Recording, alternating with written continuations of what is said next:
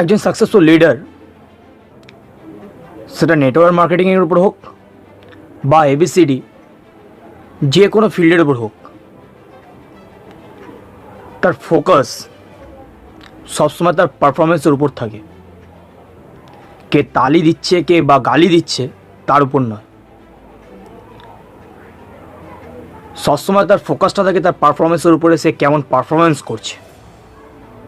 কারণ হাততালি হলো পারফরমেন্সের বাই প্রোডাক্ট। হাততালিটা হলো পারফরমেন্সের বাই প্রোডাক্ট। আপনি যদি পারফরমেন্স ঠিকঠাক মতো না দেন, তাহলে হাততালি এমনিই পড়বেন অমনিই পড়বে না। আপনি যদি পারফরমেন্স ঠিকঠাক মতন দেন, আপনাকে বলতে হবে না, অটোমেটিক্যালি হাততালি পড়বে আপনার কাছে।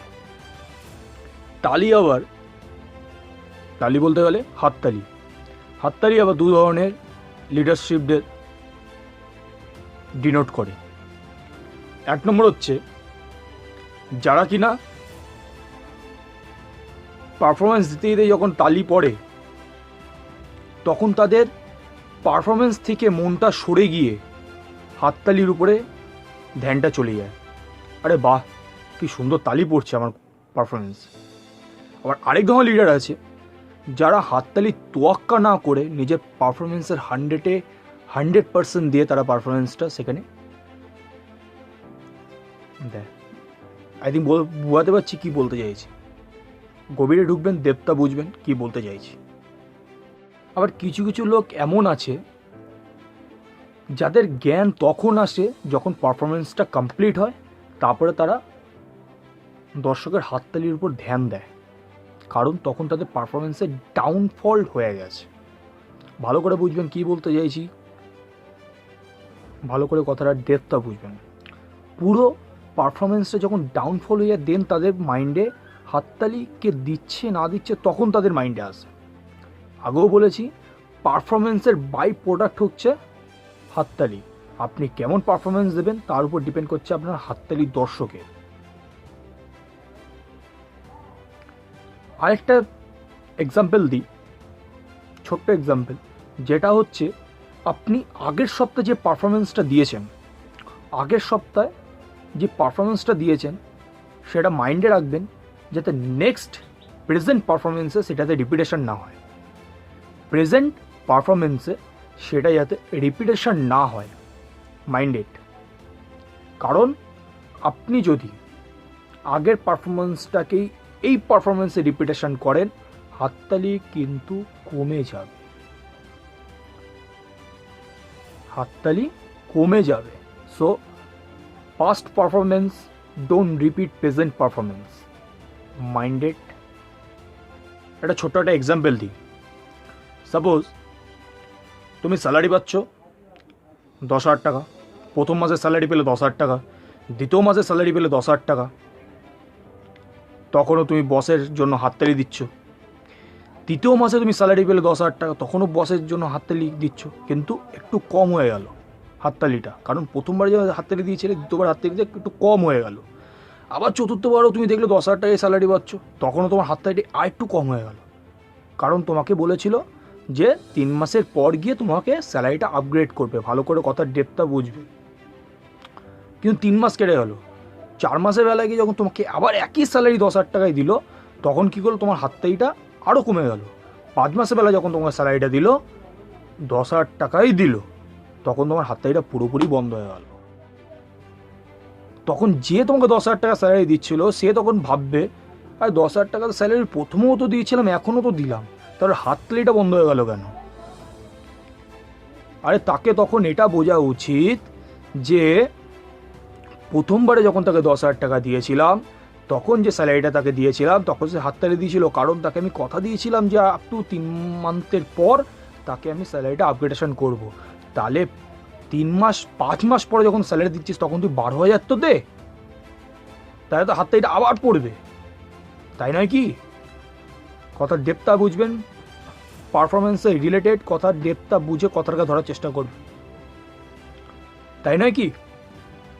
সো আপগ্রেডেশন করুন, একই জায়গায় একই রকমভাবে পড়ে থাকার চেষ্টা করবেন না, তাহলে পারফরমেন্সটা, নিজের পারফরমেন্স সবসময় ডাউন হয়ে যাবে।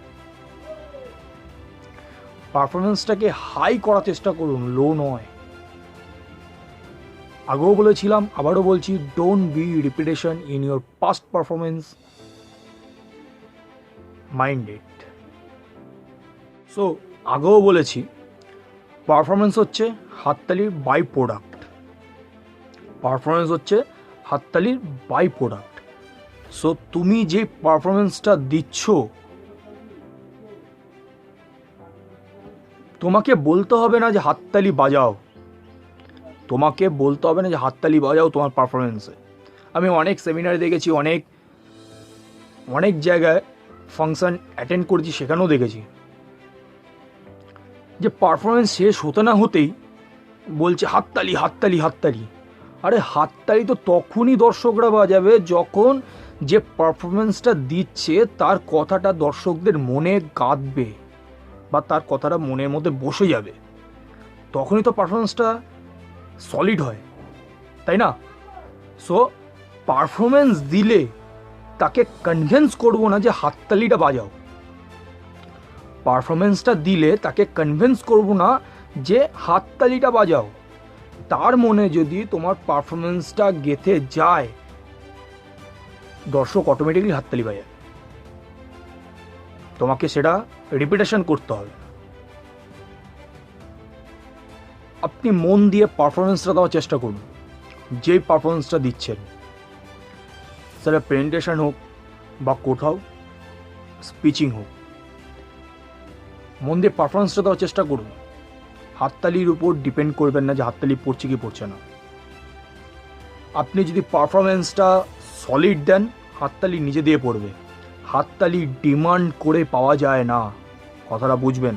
হাততালি ডিমান্ড করে পাওয়া যায় না, হাততালি পায় অ্যাচিভমেন্ট। কথাটা ভারী, কিন্তু কথাটার মানে আছে। আপনি একটা স্পিচ দিচ্ছেন, আপনার ফ্যান ফলোয়িং প্রচুর, দ্যাটস ওয়াই আপনি হাততালি পাচ্ছেন, কিন্তু লোকে কিন্তু আপনার কথা কিছুই বুঝলো না, হাততালিটা এমনি এমনি আপনাকে দিয়ে দিল। সো নিজের পারফরমেন্সটাকে সলিড করুন, হাততালি নিজের থেকেই বাজবে। আমি আমার কেরিয়ারে প্রচুর সেমিনার, প্রচুর কিছু অ্যাটেন্ড করেছি। একটা জিনিস আমি সাজেস্ট করছি, যখন পারফরমেন্সটা দেবেন তখন নিজের পারফরমেন্সটার উপরই মন রাখুন, এদিক ওদিক ধ্যান দেবেন না। সবসময় যখন পারফরমেন্স দেবেন, নতুনত্ব কিছু করার চেষ্টা করুন। সেটা নতুন কন্টেন্ট হতে পারে, নতুন কোনো প্রেজেন্টেশন হতে পারে। কথার মায়াটা ভালো করে বুঝবেন, কিন্তু একদম নতুনত্ব। যেটা আগে করেছেন সেটা রিপিট করবেন না পারফরমেন্সের মধ্যে। যেটা আগে করেছেন সেটা রিপিট করবেন না পারফরমেন্সের মধ্যে। সো যেটাকে করছেন, পারফরমেন্সটা দিচ্ছেন, সেটা সলিডভাবে দিন, একদম নতুনত্ব ফ্রেশ লুকে দিন। যে এরকমভাবে আগে কোনোদিন আপনি দেননি, সালা পারফরমেন্সে সেই হাততালি বন্ধই হবে না, পারফরমেন্স হাততালি পড়তেই থাকবে আপনার। কথাটা ভালো করে বুঝবেন, কিন্তু আমি কি বলতে চাইছি, পারফরমেন্সে হাততালি বন্ধ হবে না, পারফরমেন্সে আপনার হাততালি পড়তেই থাকবে। কারণ আপনার পারফরমেন্সে আপগ্রেডেশন হয়েছে। তখন আর আপনাকে বলতে হবে না যে হাত তালিয়া তালিয়া দোস্ত তালিয়া, তখন আর সেটা বলতে হবে না। কারণ লোকের মনে অলরেডি আপনার কথাগুলো গেঁথে যাবে।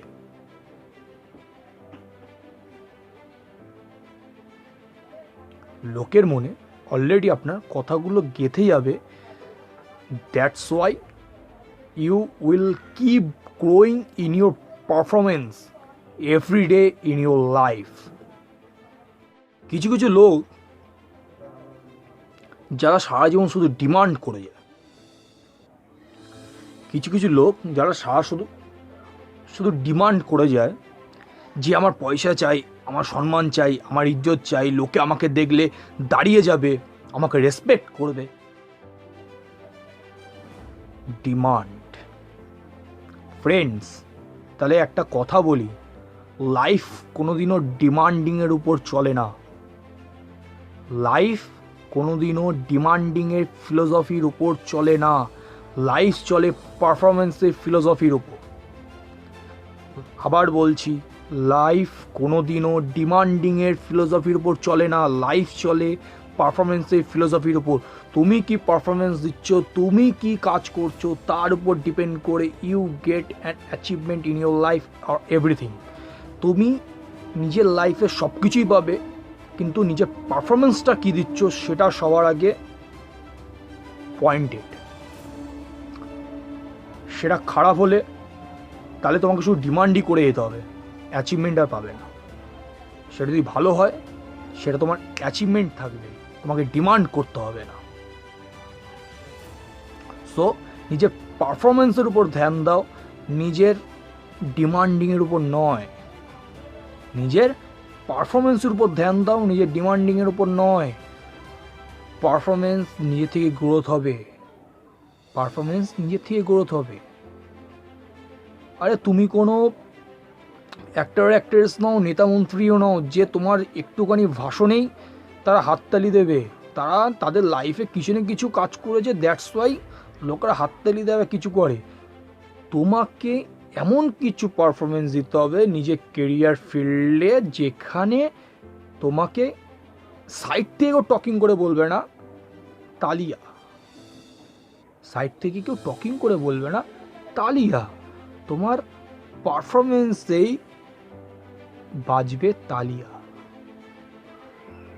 ওকে, কথাটার ডেপথটা ভালো করে বুঝবেন কি বলতে চাইছি আমি, কিন্তু পারফরমেন্স রিলেটেড পুরো কথাগুলো বলছি। সো কথাটার পয়েন্ট টু পয়েন্ট ভালো করে বুঝবেন, প্রত্যেক কটা পয়েন্ট নলেজেবল। আমি সবসময় একটা কথা বলি, তুমি যে কাজটা করবে সেই কাজে তুমি 100% নিজে পরিশ্রম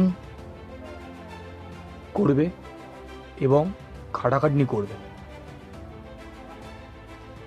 কিন্তু ফ্রেন্ডস, আমি এই কথাটা অল টাইম বলি এবং মানিও, তুমি কি পরিশ্রম করছো বা কি খাটাখাটনি করছো তার উপর তোমার স্যালারিটা ডিপেন্ড করে না। আই রিপিট, তুমি কি পরিশ্রম করছো বা কি খাটাখাটনি করছো সেটা তোমার স্যালারির ওপর ডিপেন্ড করে না, ডিপেন্ড করে তোমার value and performance. I repeat, depend করে তোমার value and performance in your field.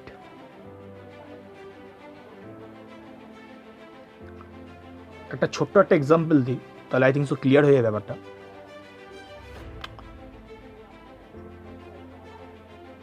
একজন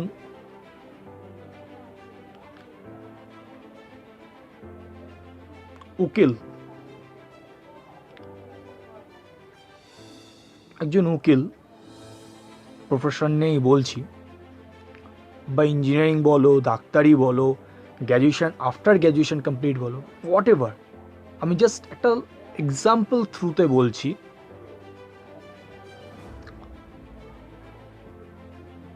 যখন কোর্টে যাবে দেখবে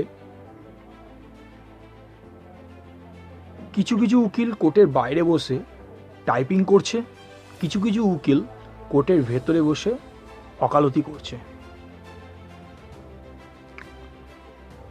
কিন্তু খোঁজখবর নিয়ে দেখা যাবে তারা মোস্ট একসাথেই একই কলেজ থেকে একই ইউনিভার্সিটিতে একসাথেই ল করে পাশ করে বেরিয়েছে, কিন্তু কয়েকজন বাইরে বসে টাইপিং করছে, কয়েকজন ভেতরে বসে ওকালতি করছে। With due respect of your profession, কোনো কাজ খারাপ নয়, জাস্ট এক্সাম্পল দেওয়ার জন্য কথাটা বলছি। তাহলে সে বাইরে বসে যখন টাইপিং করছে, রেন্ট উকিল, সে পাচ্ছে 10 থেকে 12 ম্যাক্সিমাম 15,000 টাকা। যে কোর্টের ভেতরে বসে ওকালতি করছে সে এক একটা হিয়ারিংয়ে পাচ্ছে 50 থেকে 60,000 টাকা। তাহলে কথা ডেপথটা বুঝবেন কি বলতে চাইছি। তাহলে পারফরমেন্স এক, সরি, পরিশ্রম এক, খাটাখাটনি এক করছে, টাইমিং এক, খালি ভ্যালিউ আলাদা, পারফরমেন্স আলাদা। সবই তো তারা একসাথে করেছিল, একই কলেজ, একই ইউনিভার্সিটি, একই জায়গায় পরীক্ষা দিয়েছে, সবই এক জায়গা দিয়ে করেছে, কিন্তু জায়গা আলাদা হয়ে গেছে, জায়গাটা আলাদা হয়ে গেছে। একজন বাইরে, একজন ভেতরে। আরেকটা এক্সাম্পল দিই,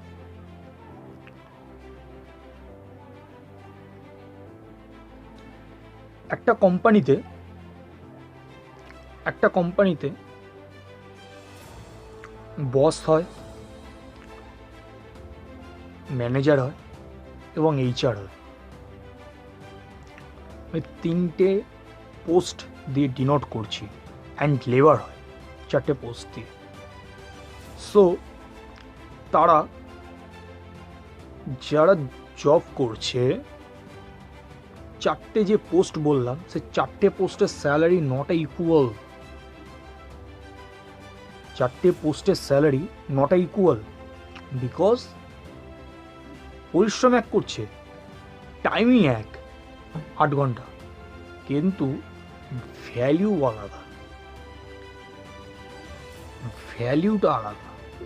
কারণ বস যে জায়গাটা বসে আছে সেই জায়গার ভ্যালিউ আলাদা, ম্যানেজার যে জায়গায় বসে আছে সেই জায়গার ভ্যালিউ আলাদা, এইচআর যে জায়গায় বসে আছে সেই জায়গার ভ্যালিউ আলাদা, অ্যান্ড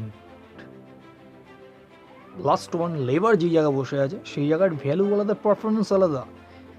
ইচ অ্যান্ড এভরি পোস্টের ভ্যালু অ্যান্ড পারফরমেন্স আলাদা। সো নিজের পারফরমেন্সটাকে গ্রো করার চেষ্টা করো, নিজের পারফরমেন্সটাকে গ্রো করার চেষ্টা করো, তোমার ভ্যালু অটোমেটিক্যালি বেড়ে যাবে।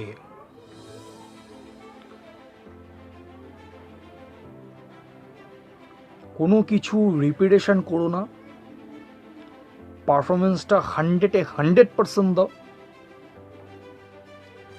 নিজের জীবনে ডিমান্ড করতে হবে না, অ্যাচিভমেন্টের থ্রু সেগুলো তোমরা পাবে।